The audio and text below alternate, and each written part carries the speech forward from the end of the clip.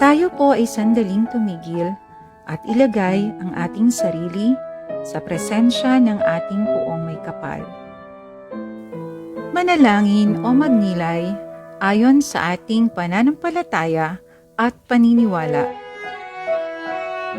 Mapagmahal at makapangyarihang Diyos, maraming salamat po sa panibagong araw, sa buhay na iyong ipinagkaloob at sa pagkakataong makapag-aral at makapaglingkod. Gabayan mo po kami sa aming pag-iisip, pananalita at mga kilos upang palagi naming piliin ang tama, maging tapat, magalang, mapagmahal at may malasakit sa aming kapwa. Bigyan mo po kami ng karunungan sa aming pag-aaral, lakas sa pagharap sa mga hamon at kapayapaan sa aming puso at isipan.